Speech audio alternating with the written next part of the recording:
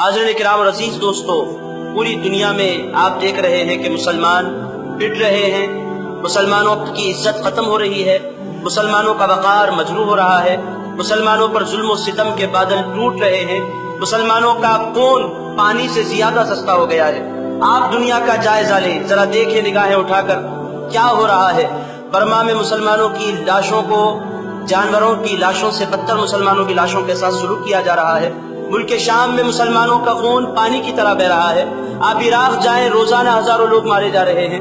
آپ فلسطین کی طرف نگاہ اٹھا کر دیکھیں۔ میرے دوستو، عالم یہ ہے کہ نوجوانوں کی لاشیں کا ایک انبار جمع ہے۔ یہ سب کچھ کیوں ہو رہا ہے؟ کبھی آپ نے اس پر غور کیا؟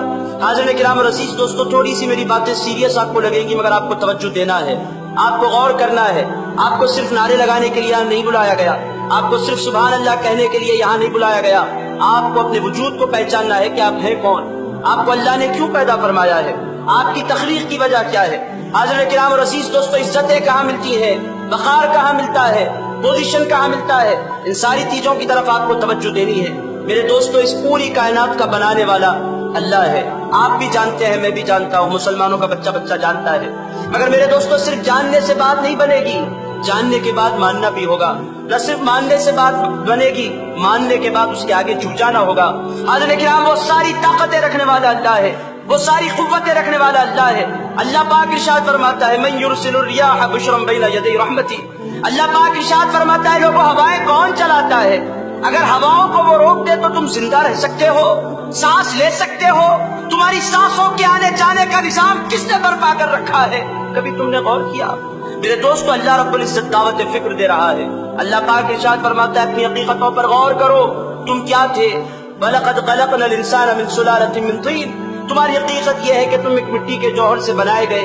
ثُمَّ جَعَلْنَاهُ نُطْفَةً فِي قَرَارٍ مَكِينٍ۔ اللہ پاک ارشاد فرماتا ہے، پانی کے ایک لذیذ قطرے کو ماں کے پیٹ میں ہم نے ٹھہرایا۔ ثم خلقنا النطفة علقة، اس نطفے کو، اس پانی کے قطرے کو ہم نے انسان بنایا۔ خلقنا النطفة علقة، اس نطفے کو ہم نے علقہ بنایا، چبائے ہوئے گوشت کی مانند بنایا۔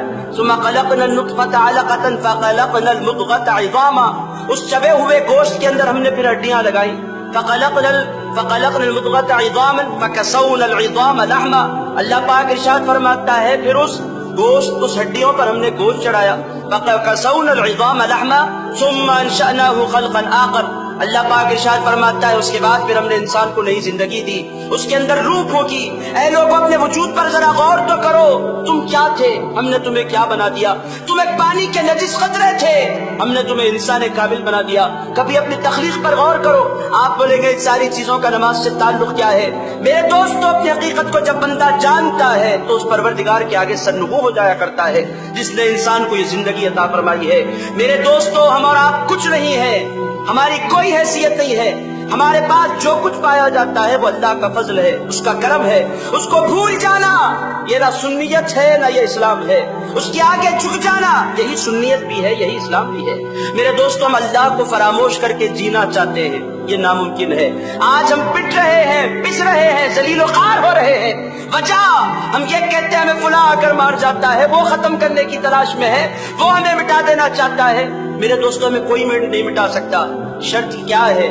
شرط یہ ہے کہ ہم اللہ کے آگے جھکنے والے بن جائیں۔ میرے دوستو، اس پروردگار کے آگے جھکنے والے بنے جس کے آگے سات سمندر، جس کے آگے سرنگوں ہیں، پانی کے قطرات جس کے آگے سرنگوں ہیں۔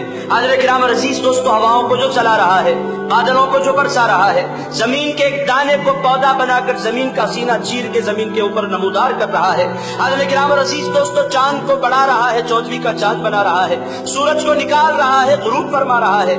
حضرت کرام اور عزیز دوستو، یہ پوری کائنات اللہ کے آگے سرنگوں ہے۔ آپ بولیں گے، ہم کیا کر سکتے ہیں؟ آپ عزت چاہتے ہیں، آپ وقار چاہتے ہیں، آپ تمکرت چاہتے ہیں، آپ بلندی چاہتے ہیں، آپ دنیا میں پوزیشن چاہتے ہیں، آپ دنیا میں عزت چاہتے ہیں، آپ چاہتے ہیں کہ پروردگار آپ پر فضل فرمائے۔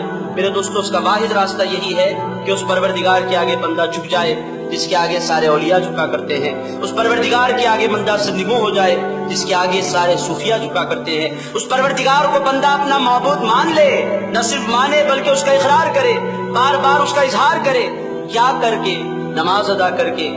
آپ دیکھیں گے اولیاء، صوفیاء، صلحاء اور ان سے بڑھ کر رسل، انبیاء اور ان سے بڑھ کر ختم الرسل، شفیع المذنبین، رحمت للعالمین جیسی عظیم المرتبت ذات بھی ایک پروردگار کے آگے جھک کر عقیدتوں کا نذرانہ پیش کرتی ہے۔ میرے دوستو، نمازوں کی طرف توجہ دیجیے۔